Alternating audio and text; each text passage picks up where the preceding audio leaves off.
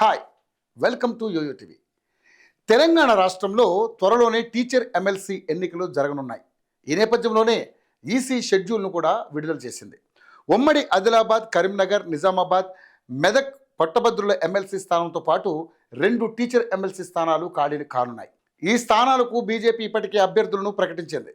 తెలంగాణలో అధికారంలో ఉన్న కాంగ్రెస్, ప్రతిపక్ష బీఆర్ఎస్ మాత్రం అభ్యర్థుల ప్రకటనలో జాప్యం చేస్తున్నాయి. తాజాగా పట్టభద్రుల ఎమ్మెల్సీ స్థానానికి ఆల్ ఫోర్స్ విద్యా సంస్థల అధినేత డాక్టర్ వి నరేందర్ రెడ్డిని అధిష్టానం నిర్ణయించింది. ఈ మేరకు ఏఐసిసి ప్రధాన కార్యదర్శి కేసీ వేణుగోపాల్ ప్రకటన విడుదల చేశారు.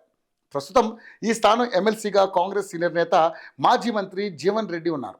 అయితే మొన్నటి వరకు మరోమారు ఎమ్మెల్సీగా పోటీ చేయాలని జీవన్ రెడ్డి భావించారు. టీపీసీసీ నుంచి జీవన్ రెడ్డి పేరుని అధిష్టానానికి పంపించారు. కానీ అనూహ్యంగా నరేందర్ రెడ్డికి టికెట్ దక్కింది. ఈ విషయాన్ని మంత్రి డి శ్రీధర్ బాబు వెల్లడించారు. మరుసటి రోజే నరేందర్ రెడ్డిని అభ్యర్థిగా కాంగ్రెస్ అధిష్టానం ప్రకటించింది. ఇక నరేందర్ రెడ్డి ఎంపిక వెనక అధిష్టానం పెద్ద కసరత్తే చేసింది. ముందుగా నరేందర్ రెడ్డితో పాటు ప్రసన్న, హరికృష్ణ పేర్లను పరిశీలించింది. తర్వాత క్షేత్రస్థాయిలో సమాచారం సేకరించి ఈ నియోజకవర్గం పరిధిలోకి వచ్చే 42 అసెంబ్లీ స్థానాల్లో పార్టీ ఎమ్మెల్యేలు, నియోజకవర్గ ఇన్ఛార్జీలు, ఎంపీల అభిప్రాయాలను సేకరించింది. తర్వాతే నరేందర్ రెడ్డి అభ్యర్థిత్వం ఖరారు చేసింది. పట్టభద్రుల ఎమ్మెల్సీ నియోజకవర్గంలో 3.47 లక్షల మంది ఓటర్లు ఉన్నారు.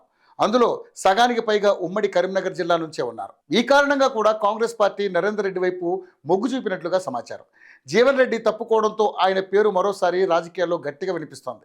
గత కొద్ది రోజుల నుంచి అధిష్టానంపై ఆయన అసంతృప్తితో ఉన్నారు. ఎమ్మెల్యే సంజయ్ రెడ్డి చేరికతో మొదలైన మంటలు ఇంకా కొనసాగుతూనే ఉన్నాయి. జగిత్యాలలో భూ కబ్జా అంశంలో కూడా సంజయ్ టార్గెట్గా జీవన్ రెడ్డి వ్యవహరించారనే టాక్ ఉంది. ముఖ్యంగా జగిత్యాల కాంగ్రెస్లో గ్రూపు రాజకీయాలు ఇంకా రగులుతూనే ఉన్నాయి. ఈ సమయంలో జీవన్ రెడ్డికి టికెట్ ఇవ్వడం మంచిది కాదని హైకమాండ్ భావించినట్లు తెలుస్తోంది. మరోవైపు జీవన్ రెడ్డిని పార్టీ కావాలనే దూరం పెడుతుందనే వాదన కూడా వినిపిస్తోంది. ఇప్పుడు పోటీకి దూరం పెట్టింది. రానున్న రోజుల్లో పార్టీకి కూడా దూరం అవుతారని, ఆ విధంగా సొంత పార్టీ చర్యలు ఉన్నాయని అంటున్నారు. రానున్న రోజుల్లో జీవన్ రెడ్డి హస్తం పార్టీని వీడినా ఆశ్చర్యపోవనవసరం లేదు.